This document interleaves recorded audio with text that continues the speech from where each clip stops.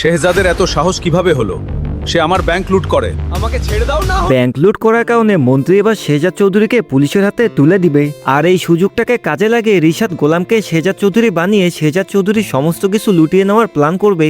দর্শক বিন্দু, কি হতে যাচ্ছে দুনিয়ার টাকার গোলাম নাটকের 23 নম্বর এপিসোডে, এবং এই এপিসোডটি কবে আসবে এবং কোন চ্যানেলের মধ্যে দেখতে পারবেন সবকিছু আজকে এই ভিডিওর মাধ্যমে জানতে পারবেন। তাই ভিডিওটি একদমই কাটাকাটি না করে শেষ পর্যন্ত দেখতে থাকুন। দর্শক বিন্দু, শেহজাদ যখন ব্যাংক লুট করার সময় তার মুখ থেকে মাস্কটাকে খুলেছিল, তখন কিন্তু সেটা সিসি ক্যামেরার মধ্যে ধরা পড়ে যায়। এরপর শেহজাদ যখন সমস্ত টাকা লুট করে বস্তির মধ্যে চলে যায়, ঠিক তখনই দেখা যায় মন্ত্রী সাহেব ব্যাংকের মধ্যে আসে। এরপর ব্যাংকের মধ্যে থাকা সমস্ত সিসি ক্যামেরা একটা একটা করে চেক করতে থাকে।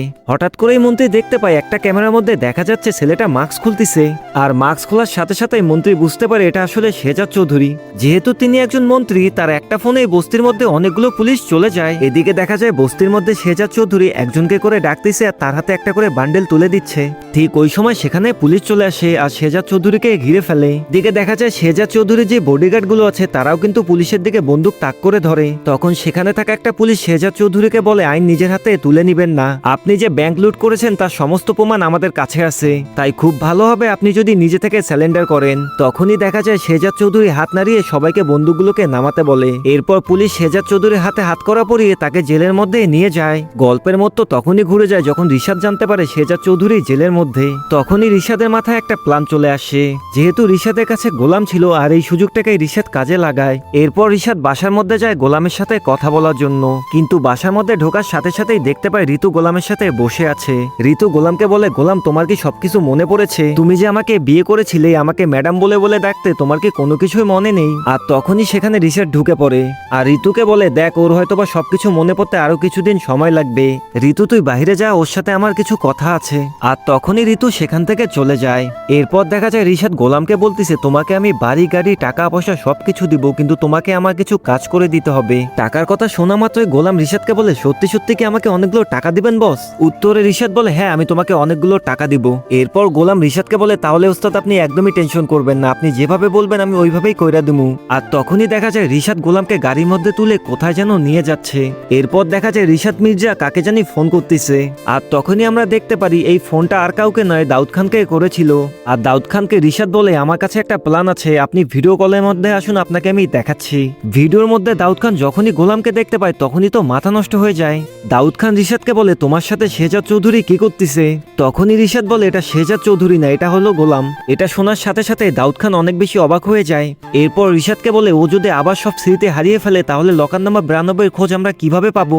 তখনই দেখা যায় রিশাদ দাউদ খানকে বিষয়টা বুঝিয়ে বলে।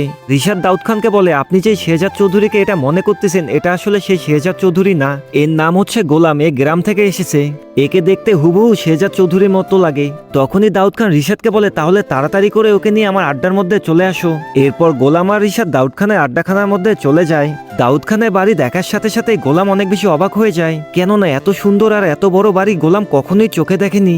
তখনই রিশাদ গোলামকে বলে, তোমাকেও এত সুন্দর একটা বাড়ি দেওয়া হবে, কিন্তু তোমাকে আমাদের কথা মতো চলতে হবে। এরপর দাউদ খান আর রিশাদ মিলে গোলামকে সমস্ত প্ল্যান একটা একটা করে বুঝিয়ে দিতে থাকে। মূলত তাদের প্ল্যান থাকে লকার নম্বর 92 এর খোঁজ বের করা। এদিকে আবার দেখা যায় শেহজাদ চৌধুরীকে জেলের মধ্যে নিয়ে গেছে, এটা যখন ফাতেমা জানতে পারে তখন ফাতেমা শেহজাদের চাচাকে ফোন দেয়। এরপর ফাতেমা শেহজাদের চাচাকে সমস্ত ঘটনা খুলে বলে। শেহজাদের চাচা কিন্তু এতক্ষণ অব্দি জানতো না শেহজাদকে পুলিশ ধরে নিয়ে গেছে। ফাতেমার মুখে যখন শুনতে পারে শেহজাদকে সত্যি সত্যি জেলে নিয়ে গেছে, তখন ফাতেমাকে বলে, তুমি ফোনটা রাখো, আমি বিষয়টা দেখতেছি। এরপর শেহজাদের চাচা একটা পুলিশকে ফোন করে আর তখনই পুলিশকে বলে, তোমাদের এত সাহস কিভাবে হলো? তোমরা কোন সাহসে শেহজাদ চৌধুরীকে গ্রেপ্তার করেছো? তখন পুলিশটা বলে, স্যার ওনার বিরুদ্ধে সমস্ত প্রমাণ আমাদের কাছে আছে, আর সব থেকে বড় কথা এই বিষয়টা মন্ত্রী সাহেব নিজে থেকেই চাপ দিচ্ছে আমাদেরকে, তাই বাধ্য হয়ে ওনাকে গ্রেপ্তার করতে হয়েছে। তখনই শেহজাদের চাচা বলে, আমি কোনো কিছুই জানি না, ওকে যত দ্রুত সম্ভব জেল থেকে বের করে আনো। পুলিশ তখন বলে, স্যার সব থেকে ভালো হয় আপনি যদি মন্ত্রী স্যারের সাথে কথা বলেন। এরপরেই দেখা যায় শেহজাদের চাচা মন্ত্রীকে সরাসরি ফোন দিয়েছে।